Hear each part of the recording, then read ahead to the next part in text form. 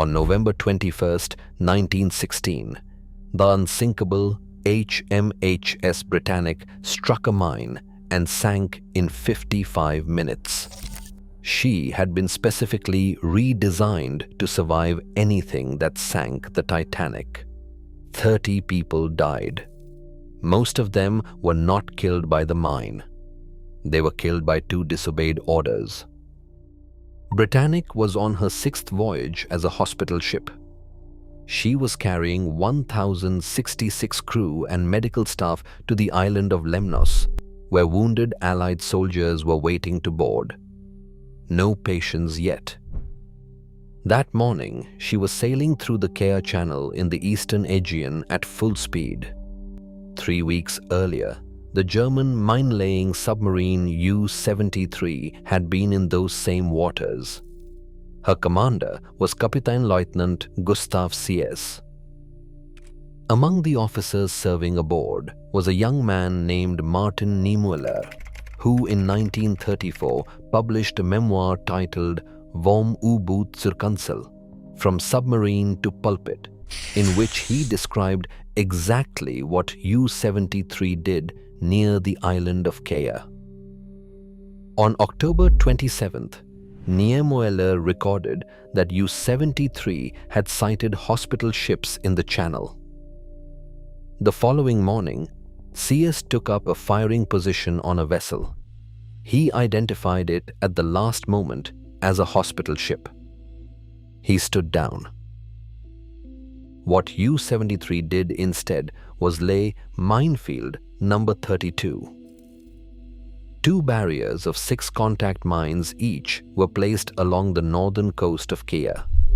Each mine carried 130 kilograms of wet gun cotton, primed by a contact detonator and invisible from the surface. CS and his crew waited 6 hours. No ships struck the mines. They departed. On November 14th, the French auxiliary cruiser SS Burdigala struck one of those mines in the Kea Channel and sank. One of her guns had fired at what appeared to be a periscope before the explosion. Survivors told the French Navy the ship had been torpedoed. That was wrong, but it determined everything that came next.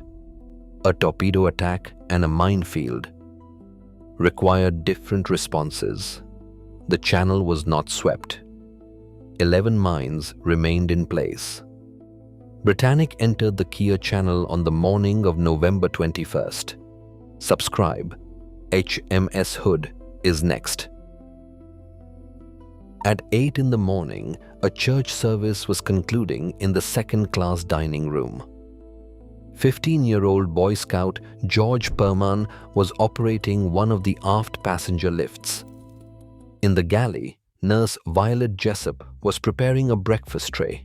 She had packed a toothbrush in the pocket of her apron. After the Titanic, she had always regretted not having one. The portholes on the lower decks had been opened that morning.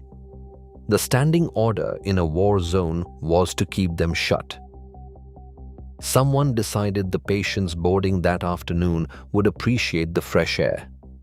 That was the first disobeyed order. At 8:12 in the morning, Britannic struck minefield number 32.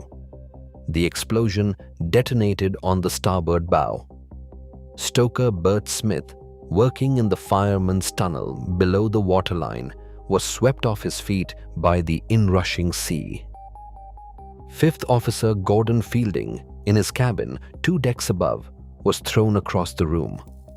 Dust and fumes surged through the ventilation shafts. In the dining room, Violet Jessup wrote in her memoir, "Every person rose from their seat and was gone within seconds." No one spoke. They went to their posts. Captain Charles Bartlett reached the bridge. He ordered the engine stopped, the watertight doors closed, the distress signal sent. He was trying to beach the ship on Kea, 3 miles away. He believed he could make it. He should have been right. Naval architect Edward Wilding had redesigned Britannic after Titanic specifically to survive 6 flooded compartments simultaneously. The explosion had flooded 4. That was well within her limit. Then 2 things failed at once. The fireman's tunnel connecting the stoker's quarters to boiler room 6 ran through the blast zone. The watertight door there could not close. Water was entering from below the bulkhead level. In a second location, a watertight door between 2 compartments had failed to shut. The explosion had bent the guide rails. A 5th compartment began filling, then a 6th. She was at her design limit. She should still have survived. Then the portholes. As the bow dropped and Britannic listed hard to starboard, the open portholes descended toward the waterline. When they reached it, water began entering not through the flooded compartments, but directly over the tops of the watertight bulkheads into spaces that should have remained dry. Wilding had calculated for 6 compartments below the waterline. He had not calculated for water arriving above the bulkheads through open holes in the hull. Bartlett ordered the lifeboats readied and loaded. He gave no order to lower them. He was still trying to reach Kea.